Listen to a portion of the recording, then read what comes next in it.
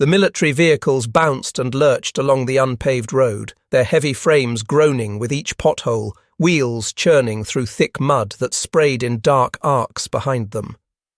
Rain had fallen the night before, leaving the earth soft and treacherous.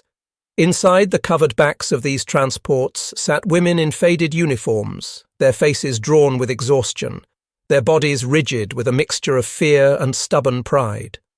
These were auxiliaries of the defeated German forces, nurses who had tended wounded soldiers, clerks who had shuffled papers in military offices, radio operators who had transmitted messages across battlefields. Their clothing bore the stains of recent weeks, wrinkled and worn thin from constant use. Boots that had once been polished to a military shine were now scuffed and caked with dried mud. Yet despite the visible signs of their reduced circumstances, each woman held herself with deliberate posture, backs straight as iron rods, chins lifted in defiance against whatever awaited them at their destination. The convoy slowed as it approached a collection of wooden structures surrounded by wire fencing. Guard towers stood at intervals around the perimeter, though they seemed less imposing than the women had imagined. The gates, constructed of rough-cut lumber and strung with barbed wire, swung inward with a metallic screech. The trucks rolled to a stop in a courtyard of packed dirt, engines coughing and sputtering before falling silent. In the sudden quiet, the women could hear birds singing in distant trees, an absurdly peaceful sound given the circumstances. They had prepared themselves mentally for brutality, for shouted commands delivered with violence, perhaps for physical abuse. Stories had circulated among them during their transport about what happened to prisoners in enemy hands. They had steeled themselves against humiliation, against cruel treatment, against the harsh discipline they assumed would be inflicted upon them by their captors. What greeted them instead was utterly unexpected. As the canvas flaps at the rear of the trucks were pulled aside and light flooded in, the women blinked and squinted, adjusting to the brightness. Standing in loose formation around the courtyard were American soldiers, dozens of them, holding rifles, but with an ease that seemed almost careless. Their weapons rested casually against shoulders or were grounded with the butts against the earth. Helmets sat at jaunty angles or were pushed back on heads, revealing tousled hair and young faces. One guard stood with his weight shifted to one leg, chewing something rhythmically, jaw working in a lazy motion. Suddenly his cheeks puffed and a translucent pink bubble emerged from his lips, expanding until it burst with a sharp popping sound that echoed across the yard. Another soldier leaned heavily against his rifle as though it were nothing more than a walking stick, using it to support his weight while he chatted with a companion.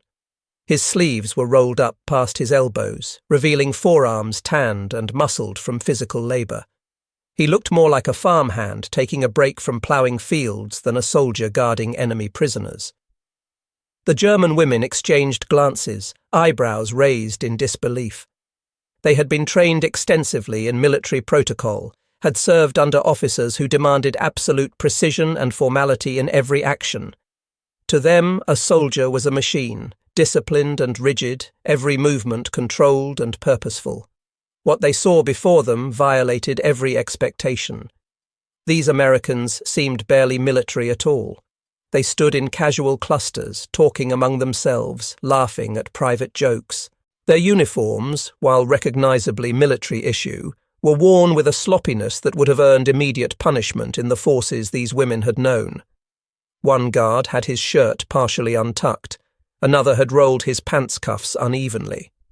The overall impression was one of men who had been pulled from civilian life and dressed in soldiers' clothing, but who had never quite absorbed the military bearing that was supposed to accompany the uniform.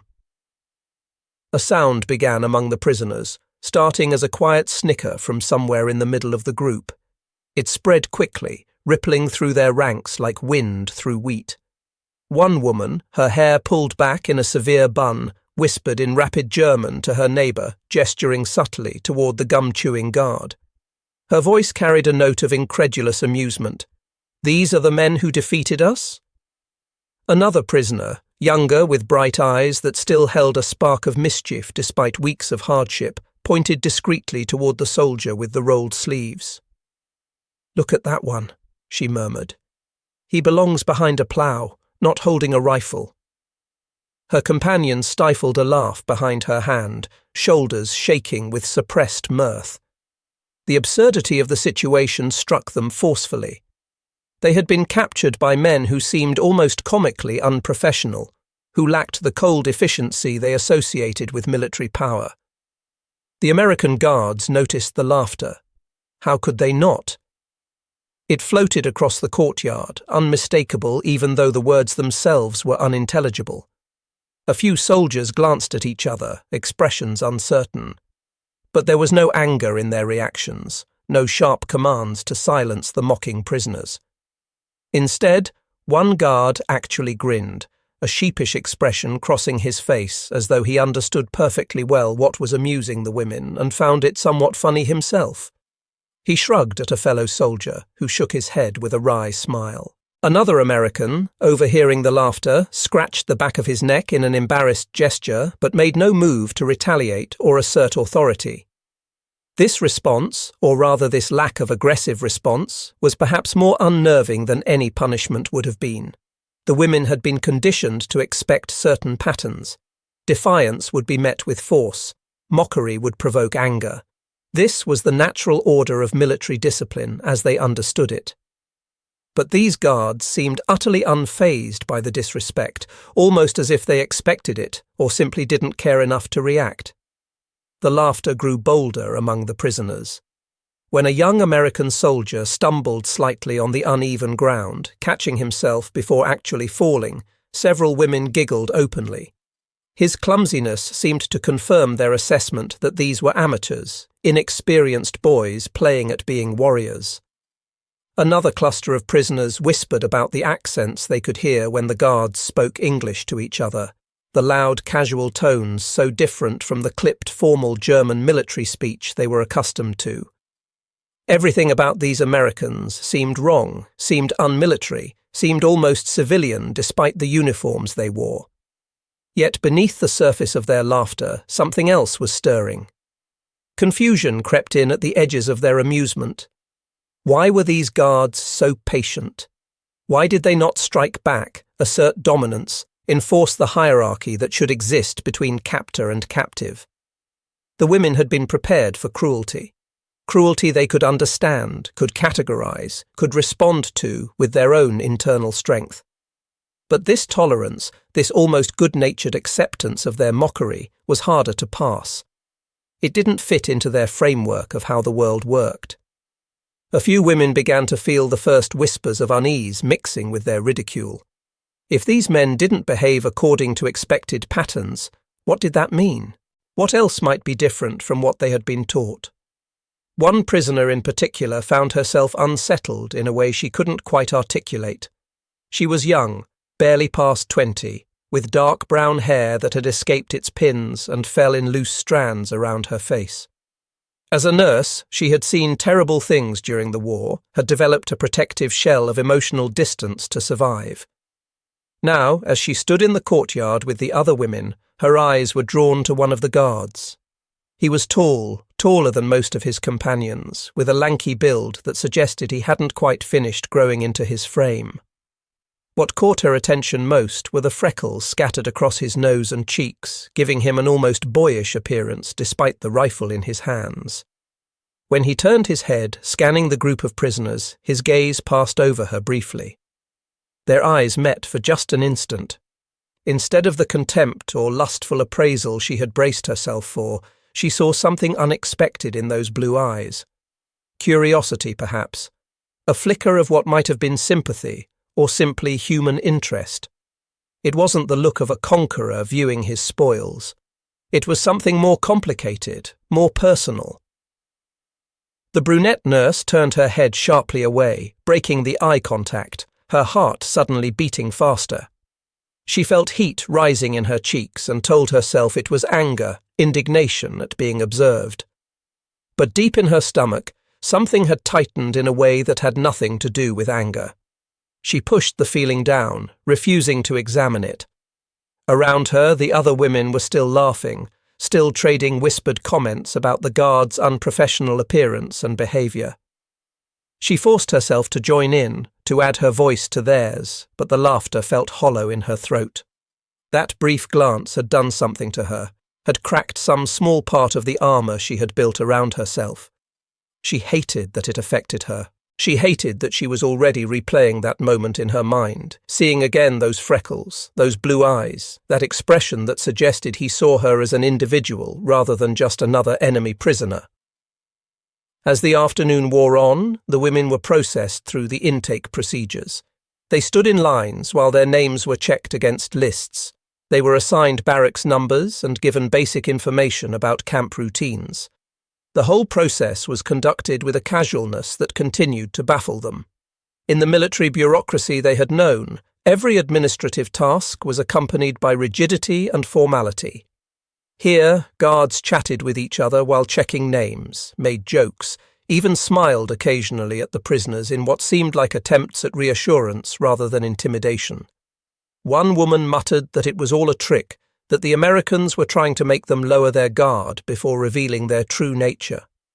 But hours passed, and the cruelty never materialized.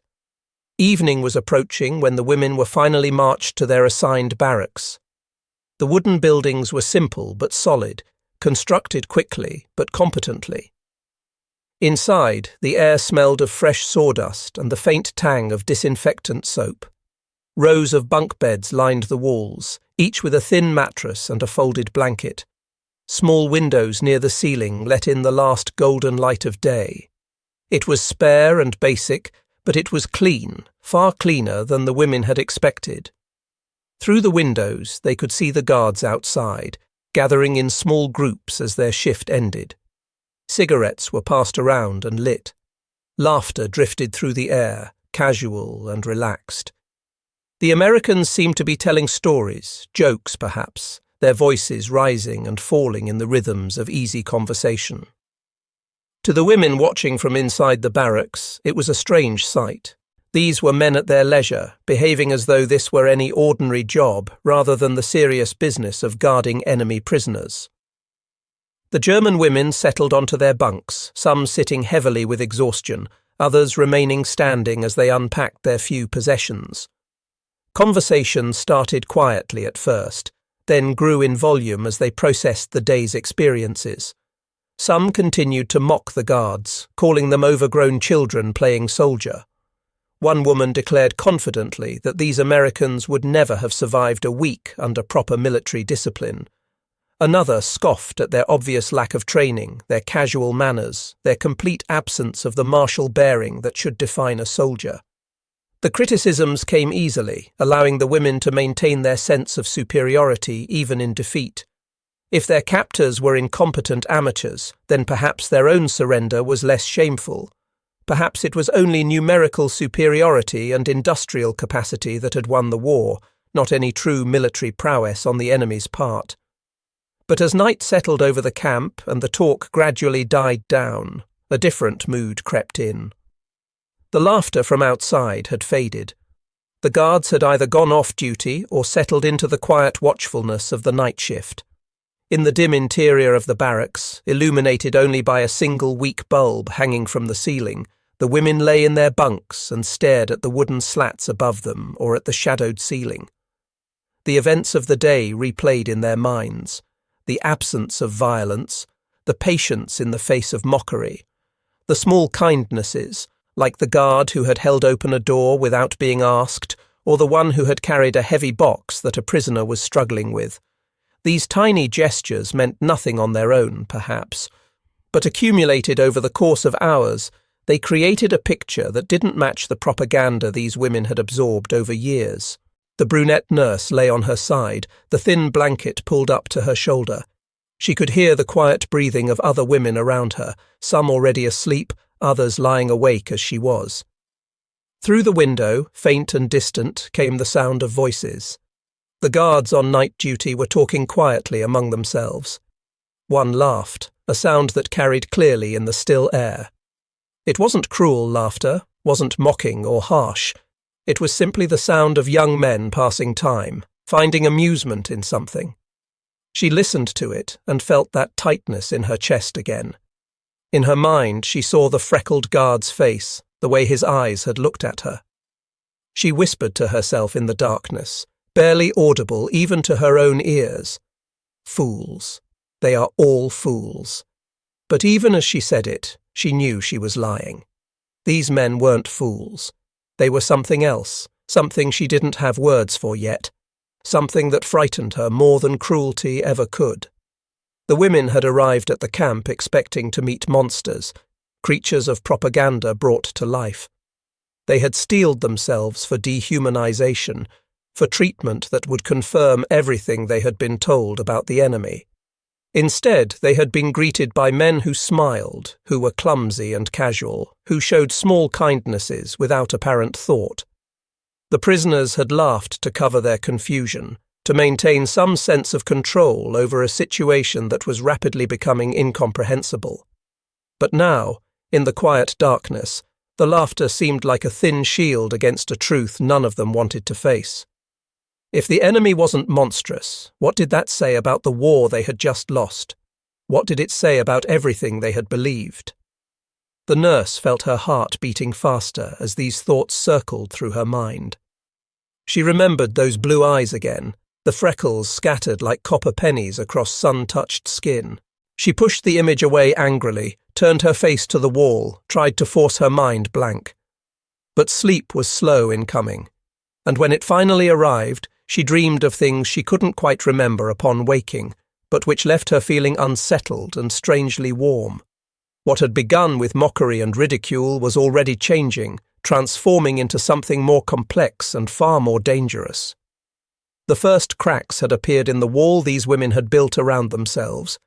Curiosity was seeping through those cracks like water, finding every weakness in stone. And once curiosity took root, it would grow into something they couldn't control. Dreams they couldn't admit. Desires they would never speak aloud.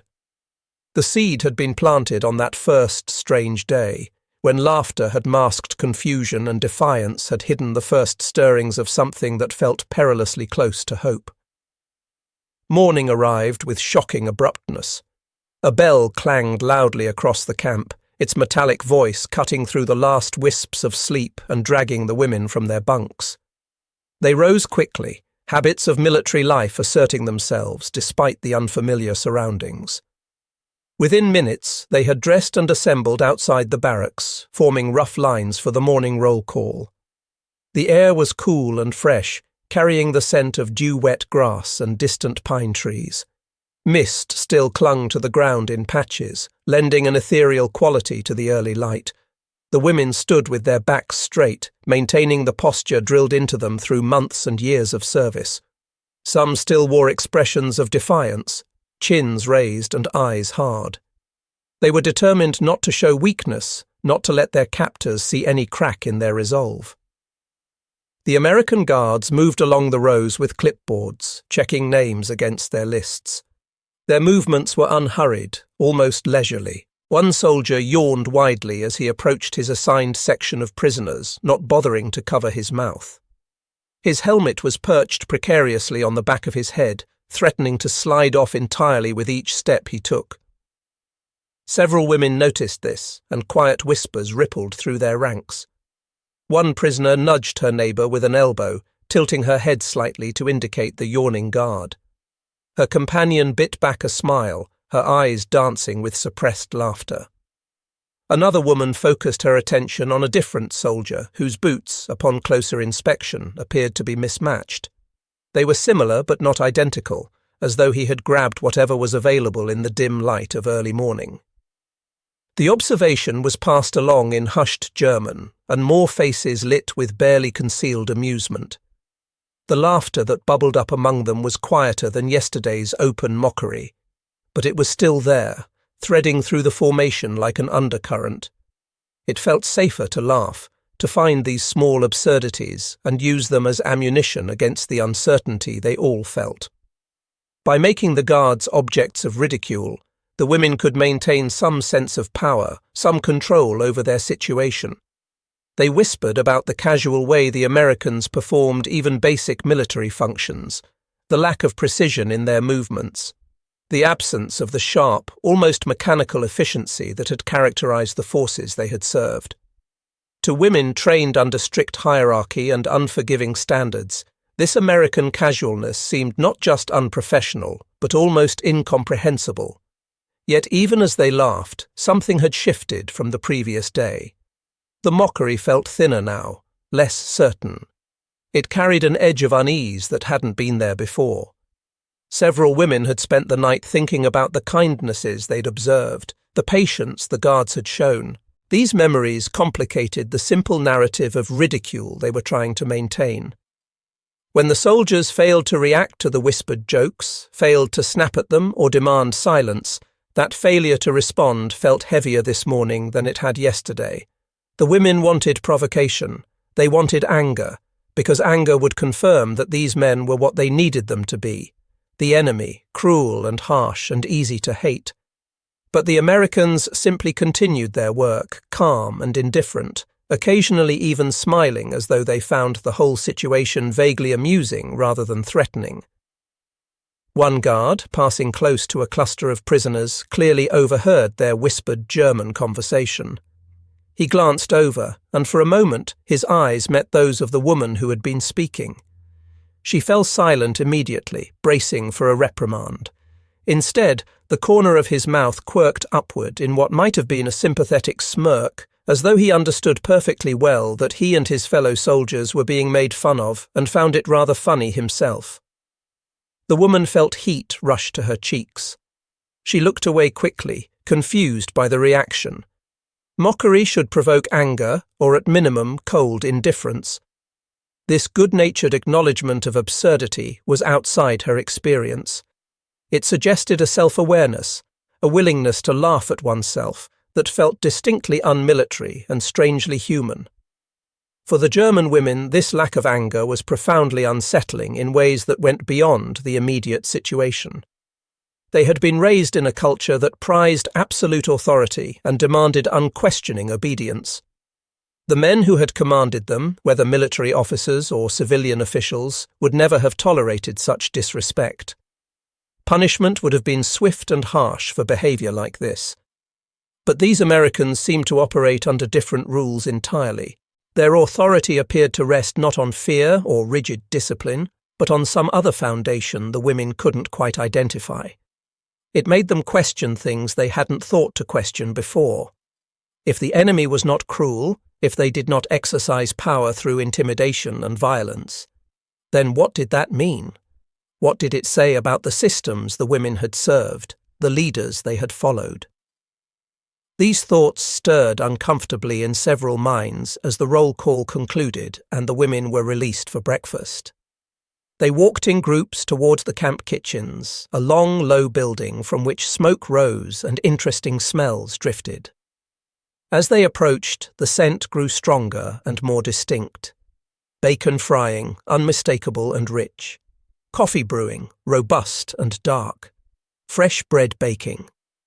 One woman wrinkled her nose dramatically and made a show of disgust. "This is what they eat," she announced loudly enough for others to hear. She pretended to gag, her hand covering her mouth theatrically. Her companions joined in the performance, making faces and commenting on how heavy and unrefined the American food smelled compared to the more delicate cuisine they were accustomed to. But when they filed through the serving line and received their trays, the performance became harder to maintain. The plates were piled with scrambled eggs, fluffy and yellow, strips of crispy bacon, thick slices of bread that were still warm, butter melting into the porous surface, fried potatoes seasoned with salt and pepper. It was more food than most of them had seen on a single plate in months. The war had brought severe rationing, had made meals progressively smaller and less varied as resources dwindled. Many of these women had been living on thin soup and stale bread for weeks. Now they stood holding trays laden with abundance.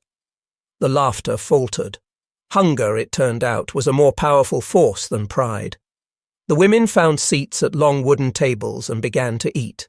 They tried to maintain their show of disdain, taking small bites and making faces, but their actions betrayed them. They ate quickly, almost desperately, hands moving from plate to mouth with increasing speed. The warmth of the food spread through their bodies, fighting back the constant chill of insufficient calories. Flavors exploded on tongues that had almost forgotten what well-seasoned food tasted like. The eggs were rich and satisfying. The bacon was salty and crunchy. The bread was soft and filling. Despite themselves, despite their determination to hate everything about this place and their captors, they couldn't deny the simple physical pleasure of a good hot meal. One of the guards assigned to kitchen duty noticed the change in the women's behavior. He stood near the serving line, watching as they devoured their breakfast despite their earlier protests. A faint smile crossed his face, not mocking but understanding, as though he saw right through the act and recognized it for what it was. A desperate attempt to maintain dignity in the face of basic human need. He said nothing, made no comment that might embarrass them further. But his silence somehow felt heavier than words would have been. It was the weight of being seen, truly seen, in a moment of vulnerability. Several women noticed him watching and felt their cheeks burn with shame they couldn't admit. They had been caught in their pretense, exposed in their hunger, revealed as human rather than the disciplined military machines they tried to present. The meal continued in relative quiet, the earlier mockery completely abandoned now. Conversation was muted, focused on practical matters. Pass the salt. Is there more coffee? Small requests and brief acknowledgements. The women kept their eyes mostly on their plates, avoiding looking at the guards or at each other too directly. When the meal ended and they filed back out into the yard, some still feeling the uncomfortable fullness of stomachs too long empty and now overfilled, the mood had shifted yet again.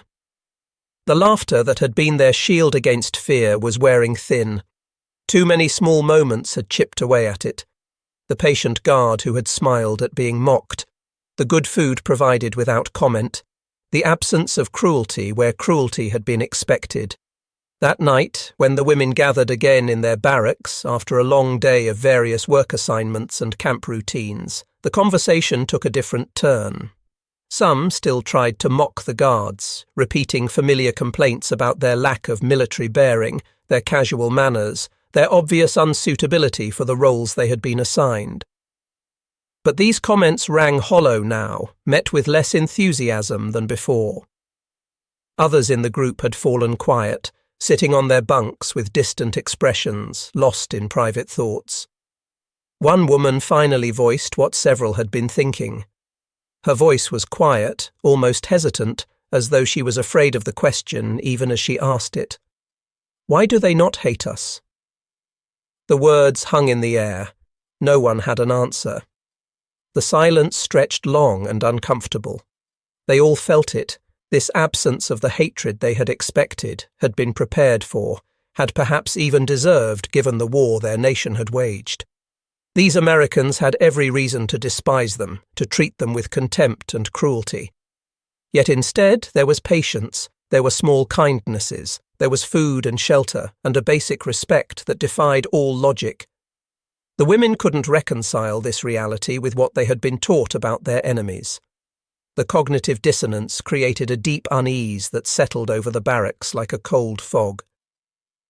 The brunette nurse lay in her bunk, hands folded on her stomach, eyes fixed on the rough wooden boards above her. Her mind was full of the freckled guard again.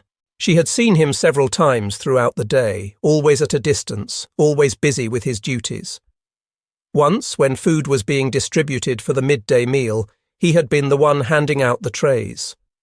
When she stepped forward to receive hers, their eyes had met again. His hands, she noticed, were steady as he passed her the tray. Not trembling with malice or aggression, but calm and sure. There was a quiet competence in the gesture that spoke of someone comfortable in his role, comfortable with himself. His eyes, those blue eyes beneath the copper freckles, had held hers for just a fraction of a second longer than strictly necessary. She had looked away first, her pulse quickening in a way that made her angry at herself. Now, lying in the darkness with the sounds of other women breathing and shifting around her, she replayed that moment obsessively. Why did it matter? Why should the briefest of glances from an enemy soldier affect her this way? She whispered to herself, so quietly that no one else could possibly hear, the words almost just shaped by her lips without sound. Foolish, dangerous, do not think this way. But the image stayed, persistent and glowing in her mind like an ember that refused to cool. The steadiness of his hands, the colour of his eyes, the scatter of freckles. The sense that when he looked at her, he saw her not as a faceless prisoner, not as a number on a list, but as an individual, as a person. Perhaps even, God help her, as a woman. The thought made her heart race with something that wasn't quite fear, but felt equally dangerous.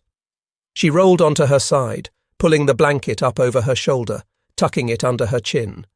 Through the small window, she could see stars beginning to emerge in the darkening sky.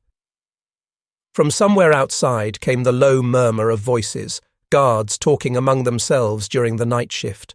The sound was oddly comforting, suggesting a world that continued on, normal and mundane, despite the barbed wire and the circumstances. She closed her eyes and tried to force sleep to come. But her mind continued to turn, examining and re-examining each small interaction of the day, looking for meaning, looking for answers to questions she wasn't ready to fully formulate. The laughter of the first day already seemed like something from long ago, though only 2 days had passed. What had started as sharp ridicule was transforming into something more complicated. The women were still prisoners. The Americans were still their captors. Those facts hadn't changed. But the emotional landscape was shifting beneath their feet like sand, and none of them quite knew how to navigate it. Mockery had given way to unease. Unease was beginning to give way to something else entirely, something that whispered in the darkness, something that made hearts beat faster and cheeks flush with warmth, something dangerous and forbidden and utterly human. Curiosity. That was the word none of them wanted to say aloud. Curiosity about these men who smiled instead of sneering, who helped instead of harming, who seemed so fundamentally different from anything they had expected. And with curiosity came the first tendrils of attraction, winding through thoughts like vines through a fence, impossible to uproot once they had taken hold. The women told themselves it meant nothing, that it was just the strangeness of the situation, that it would pass. But deep down, some part of each of them knew that a door had been opened that could never quite be closed again. And on the other side of that door lay territory unmapped and dangerous, where the rules they had always known no longer seemed to apply.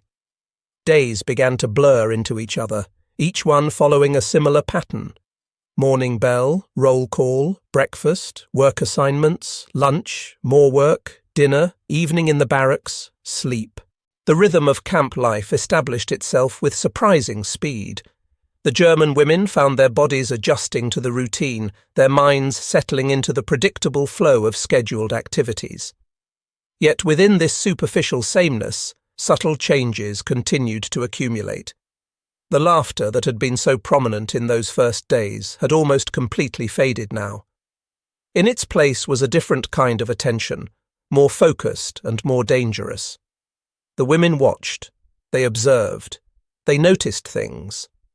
During roll call, they no longer giggled at the guards' casual postures. Instead, they studied faces, learned to recognize individuals. That one had a slight limp, probably from an old injury. This one habitually ran his hand through his hair when he was thinking. Another had a habit of whistling tunelessly under his breath while working. These small individual characteristics, once invisible behind the uniform of American soldier, now became distinct and interesting.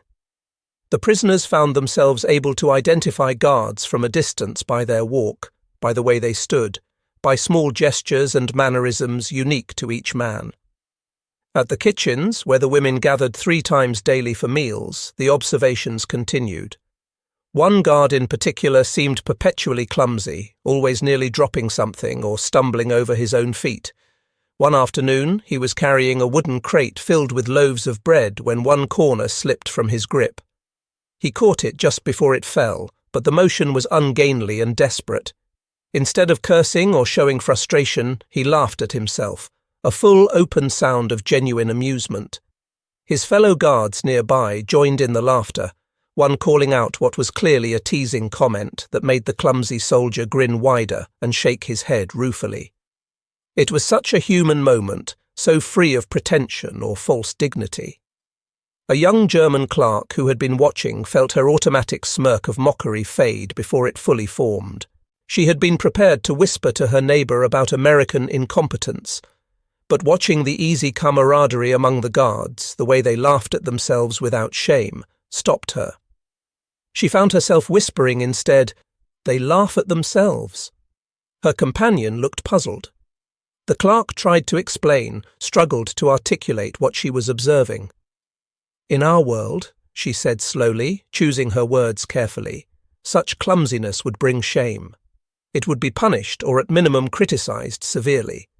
But these men, they make it into a joke. They find it funny rather than shameful." The observation felt significant somehow, though she wasn't quite sure why. It spoke to a fundamental difference in cultures, in ways of being human. The rigid hierarchy and demand for perfection that had governed her life felt suddenly oppressive when compared to this easy acceptance of imperfection. It was unsettling to realize that strength might take forms other than the ones she had been taught to recognize. During work assignments, more of these small revelations occurred. The women were often given tasks like helping with laundry, sorting supplies, maintaining the campgrounds. The work wasn't particularly difficult, but it was physically demanding, especially for those weakened by weeks of poor nutrition and stress.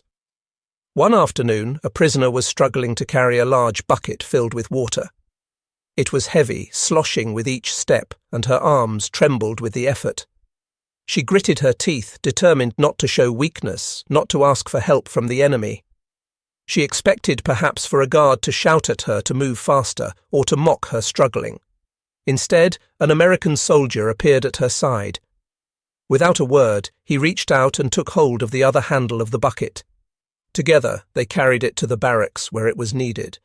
The woman was too stunned to speak. She walked mechanically, her hands gripping her side of the handle, her mind racing. The guard said nothing during the short walk. When they reached the destination and set the bucket down, he simply nodded at her, a brief acknowledgement, and walked away to return to his post. The woman stood staring after him, her heart pounding.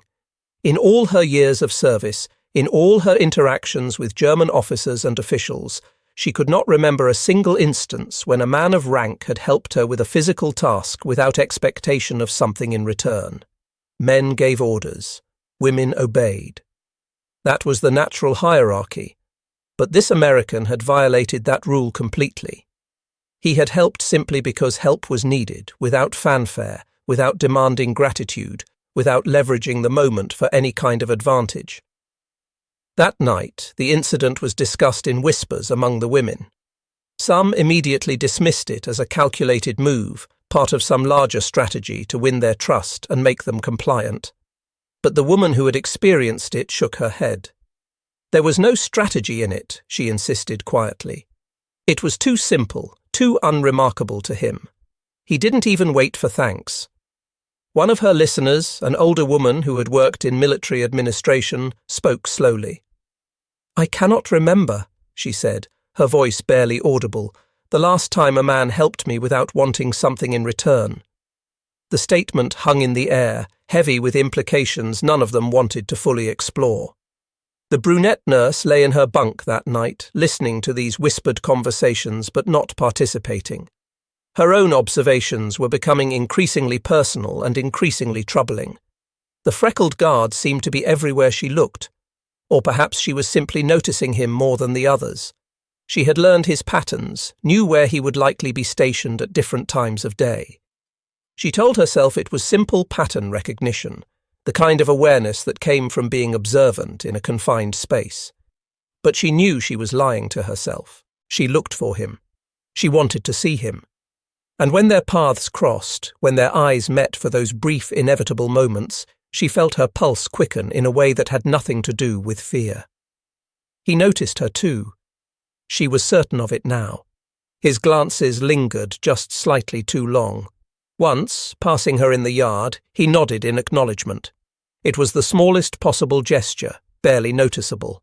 just a slight downward tilt of his head, his eyes meeting hers for a heartbeat. But that simple nod sent a shock through her system like electricity. It was recognition. It was acknowledgement of her as an individual. Not a leer, not a command, not a threat. Just a quiet greeting between two people who saw each other. The innocence of the gesture somehow made it more powerful, more dangerous. She could have defended herself against hostility or unwanted attention. But how did one defend against simple courtesy, against kindness? She found herself thinking about him at odd moments throughout the day, wondering about his life before the war, trying to imagine him in civilian clothes, working at some ordinary job.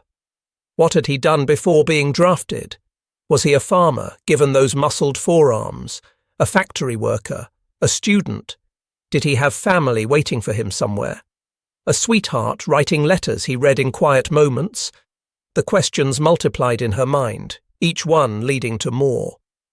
She caught herself creating stories, imagining conversations they might have if circumstances were different, if there were no barbed wire between them, no war that had made them enemies. The realization of what she was doing horrified her. She would catch herself mid-daydream and mentally shake herself, angry and ashamed. She would whisper fierce self-criticisms into her pillow at night. Foolish girl, dangerous foolishness. He is the enemy. You are a prisoner. This cannot be. But the thoughts wouldn't stop. The more she tried to suppress them, the more insistently they returned. Images of his face, the sound of his voice on the few occasions she'd heard him speak English, the way his hands moved when he was working. All of it had burned itself into her memory with painful clarity. Other women were experiencing similar struggles, though most kept their thoughts private. Small gestures from the guards were becoming treasures, moments to be collected and examined in the privacy of one's own mind. A guard who left an extra piece of bread on a tray. Another who adjusted a blanket that had fallen off a prisoner who had dozed off sitting against a building. These tiny acts of consideration were noticed, catalogued, replayed endlessly. The women didn't speak of these things aloud during the day. It was too dangerous, too revealing. But at night, in the darkness of the barracks, whispers began. One woman confessed in a barely audible voice that she had dreamed of an American soldier offering her flowers.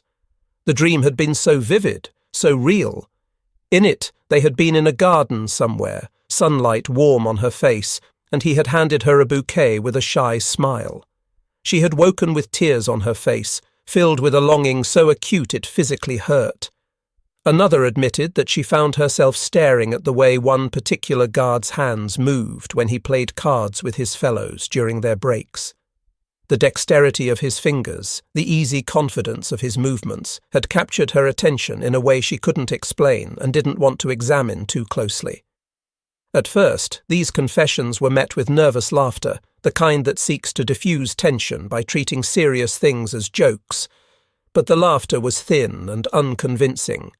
Everyone in that barracks knew these weren't jokes. They were admissions of something dangerous, something that violated every rule they had been raised to follow. German women were supposed to be paragons of loyalty, disciplined and controlled, dedicated to their nation and their people. To feel attraction to enemy soldiers was more than just inappropriate. It was a form of betrayal, both of their defeated nation and of their own identities as proper German women. Yet the feelings persisted, growing stronger despite every effort to crush them. During the day, the women maintained their careful distance, their proper reserve. They performed their assigned tasks efficiently, kept their expressions neutral, avoided unnecessary interaction with the guards. But their eyes betrayed them. Glances that lasted just a moment too long. Attention that followed certain soldiers as they moved around the camp. Small involuntary reactions when a particular guard smiled or spoke. One evening, as the sun painted the western sky in shades of orange and pink, the women watched through their barracks window as a group of guards gathered outside their own quarters. Someone had produced a deck of cards, and the men settled into a game, sitting on overturned crates and borrowed chairs. Their voices carried across the distance, punctuated by laughter and good-natured trash talk. The German women stood at the window, silent spectators of this scene of male camaraderie. They watched the easy way the men interacted with each other, the teasing and joking, the casual physical contact of a hand on a shoulder or a playful shove. There was an openness to their interactions, a lack of rigid formality that was simultaneously foreign and deeply appealing. The brunette nurse pressed her forehead against the rough wood of the wall, eyes closed, listening to the distant sounds of laughter. Her lips moved in a barely audible whisper. They are not supposed to be like this. Her hands clenched into fists at her sides. Everything she had been taught said that enemies should be monstrous, cruel, easy to hate. But these men were none of those things. They were frustratingly, dangerously human. They laughed and joked and played cards just like soldiers anywhere might do. They were young men thrust into the role of guards, doing their jobs with a casualness that suggested this wasn't who they really were, just a temporary duty to be fulfilled. And buried deep in her heart, where she barely dared acknowledge it even to herself, a thought formed. Treasonous and terrible and impossible to suppress entirely. What if they are better than the men we followed into war? What if the boys who once marched in perfect formation under the banner of that awful man with the moustache, the one whose name she couldn't even think anymore without revulsion, what if those rigidly disciplined soldiers had been worse men than these casual Americans? What if the very things she had once thought made her side superior, the discipline and hierarchy and iron control, what if those had actually been symptoms of something rotten at the core? The thought was too dangerous to fully form, too challenging to everything she had built her identity around. She pushed it away, locked it in a far corner of her mind. But it had been thought, and once thought, it couldn't be completely unthought. The seed of doubt had been planted, and it would grow in the darkness of her subconscious, whether she wanted it to or not. The barracks fell quiet eventually. Women climbed into their bunks, pulled thin blankets over themselves, settled into restless sleep. But many lay awake long into the night, staring at shadowed ceilings, wrestling with thoughts and feelings they couldn't control. The laughter that had once been their shield was completely gone now. In its place was a heavy silence, broken only by quiet breathing and the occasional sigh. The women were caught between what they had been taught to believe and what they were experiencing, between loyalty to a defeated cause and the undeniable humanity of their captors. It was an impossible position, one that created constant internal conflict. And somewhere in that conflict, in the space between duty and desire, something fragile was beginning to grow. Call it hope, call it longing, call it the simple human need for connection. Whatever its name, it was dangerous. It threatened to break down the walls these women had built to protect themselves.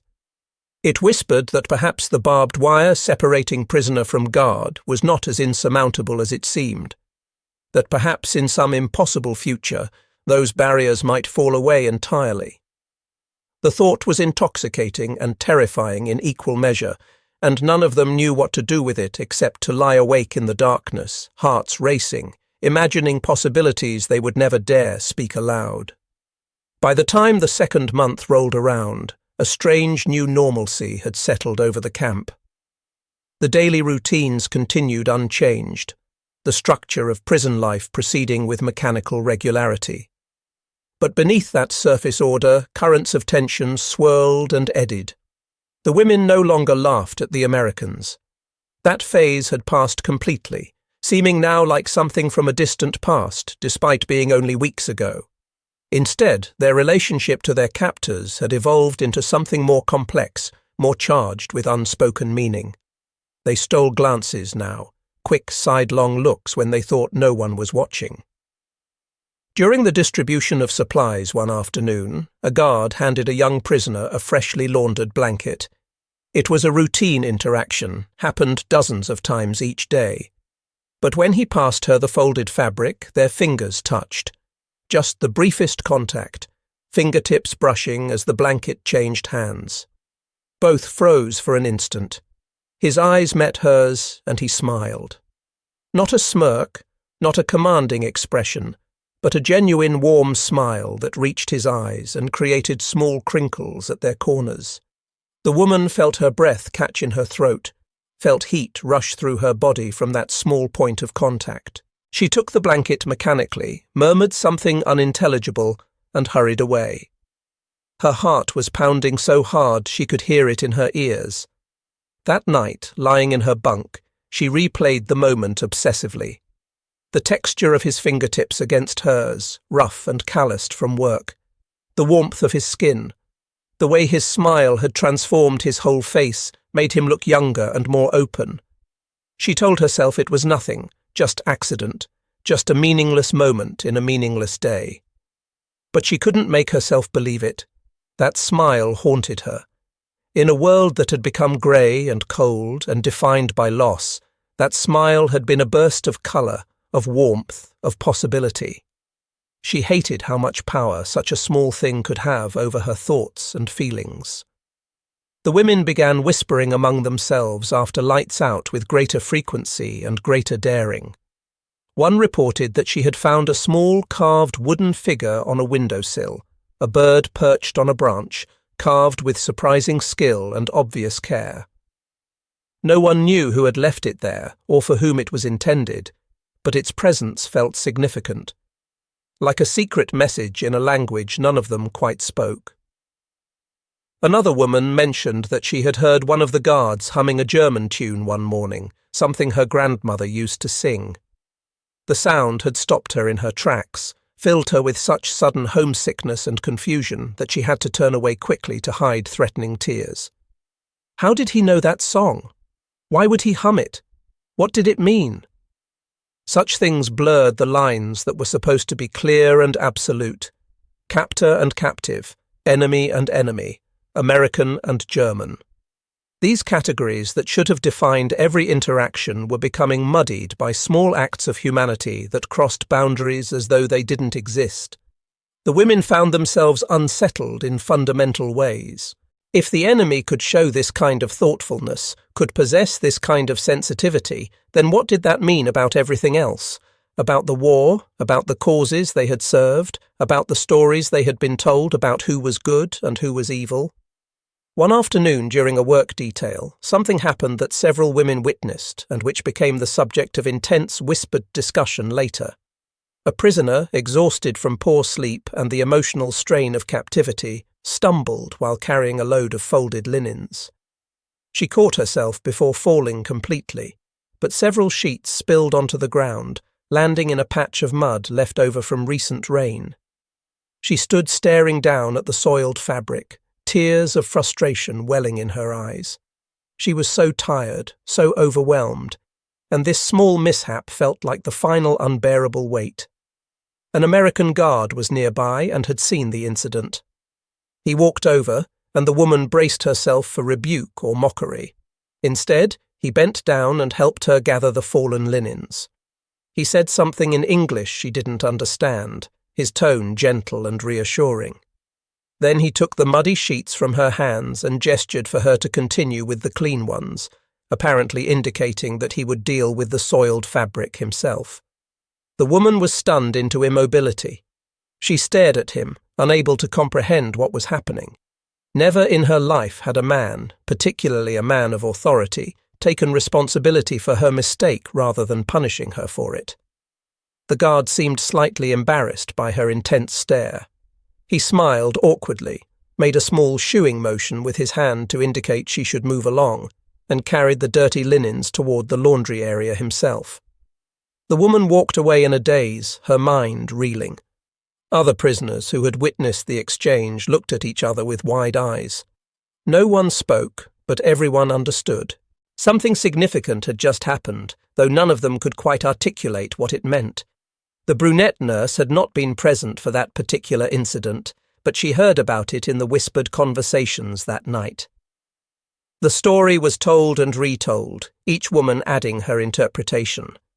Some insisted it was manipulation, a calculated move to make them trust their captors, but others, increasingly many others, couldn't maintain that explanation. There were too many small kindnesses accumulating, too many gestures that served no strategic purpose. The guards weren't trying to extract information or gain cooperation for some scheme.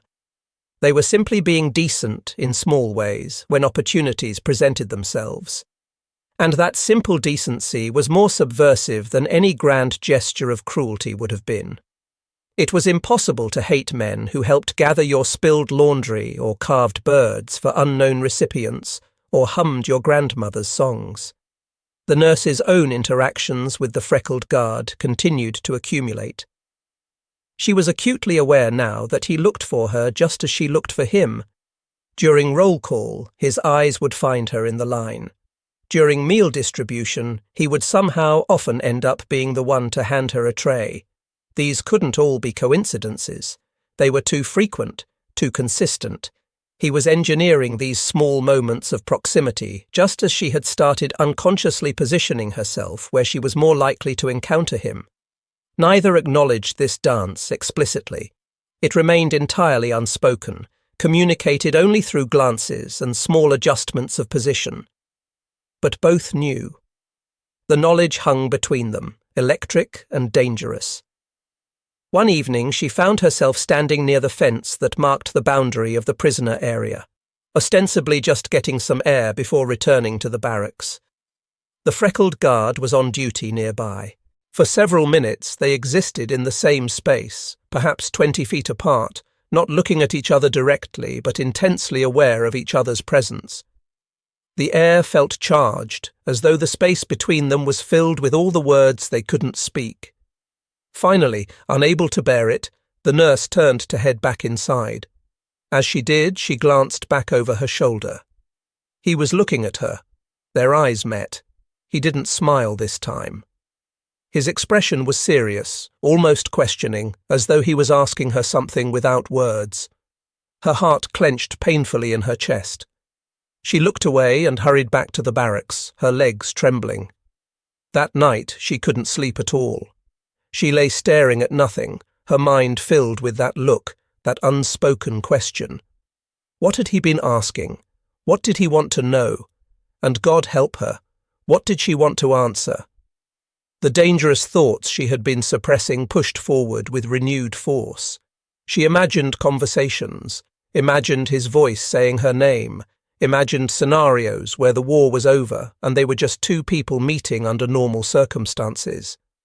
The fantasies were so vivid they felt almost real, and when she finally dragged herself back to reality, the return was painful. This was madness. This was impossible. Yet she couldn't stop. Other women were engaged in similar internal struggles, though few spoke openly about the depth of their feelings. The whispers in the dark grew more daring. One woman admitted she wished she knew how to ask a guard his name. Names had power. Names made people real in ways that uniforms and roles did not. Another confessed she dreamed of dancing, of music playing, of a hand extended to her in invitation under moonlight. These were not prisoners' dreams. These were the dreams of young women imagining romance, imagining futures, imagining lives untouched by war and defeat. The dreams were dangerous precisely because they were so normal, so human, so disconnected from the reality of barbed wire and guards and the status of defeated enemy nationals. The nurse remained silent during these confessions, but her silence was eloquent. The other women noticed how her gaze would sometimes go distant, unfocused, as though she was seeing something they couldn't. They noticed how she lingered at the door during roll calls, how her attention would track certain movements in the yard. She didn't need to speak. Everyone understood. She was perhaps the furthest gone of any of them, most deeply caught in the dangerous current of these forbidden feelings. That evening, as darkness settled fully over the camp, the familiar sound of the harmonica drifted through the air. The red-haired soldier who played it had become something of a fixture, his evening music a marker of day's end. Tonight the tune was different from his usual repertoire. Slower, more contemplative, touched with a melancholy that seemed to match the mood settling over both guards and prisoners. The notes floated through the still air, weaving between the buildings, slipping through the windows of the women's barracks.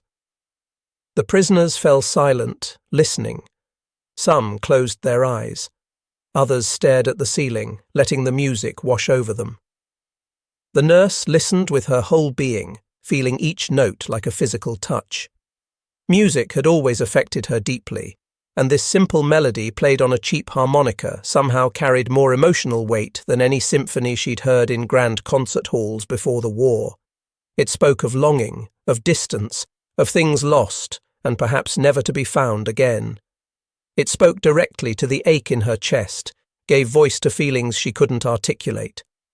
Tears leaked from the corners of her eyes, sliding silently down her temples into her hair.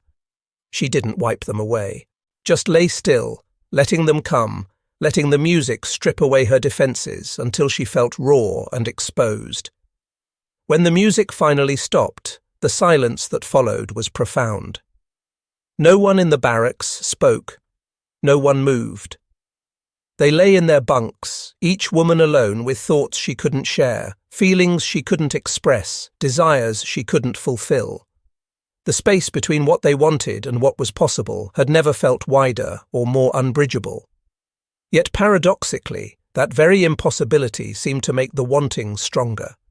Because it could never be acted upon, because it had to remain forever in the realm of imagination and stolen glances, it grew more powerful in their hearts. Forbidden fruit, all the sweeter for being forbidden. The brunette nurse whispered into the darkness, her voice so quiet it couldn't possibly be heard by anyone else. She wasn't even sure she meant to speak aloud. It is dangerous to smile. But I did. The words hung in the air for a moment, a confession to no one, an admission that she had crossed some internal boundary from which there was no return. She had smiled back at the freckled guard, more than once. She had allowed warmth to show in her expression, had permitted her eyes to soften when they met his. Small betrayals of the emotional wall she was supposed to maintain, tiny cracks through which something new and frightening was pouring in. For the first time, she allowed herself to wonder not just what it meant to be captured, not just what it meant to be a prisoner, but what it meant to be seen. Really seen. Not as enemy, not as a number, not as a category, but as an individual, as herself. The freckled guard, whose name she still didn't know, saw her. She was certain of it. When his eyes met hers, there was recognition there of something specific and particular. He didn't just see a German prisoner. He saw her, and somehow that seeing, that acknowledgement of her individual existence, felt more intimate than touch, more powerful than words. The danger was no longer in guns or fences. Those were obvious, external, manageable threats. The real danger lay in smiles that lingered too long, in glances that communicated things better left unsaid, in hearts that refused to obey the rules of war and nationality and proper behaviour. The danger was in the slow dissolution of barriers that were supposed to be absolute, in the creeping realization that the enemy had a human face, and that face could be kind and gentle and worthy of something far more complicated than simple hatred. The women fell asleep eventually, one by one, exhausted by the emotional weight they carried. But their dreams betrayed them, filled with images of Americans offering flowers, extending hands, speaking words of affection in accented but sincere tones. And when they woke in the grey light of morning, they felt shame mixed with longing, unable to meet each other's eyes, knowing they had all travelled to the same forbidden territory in sleep.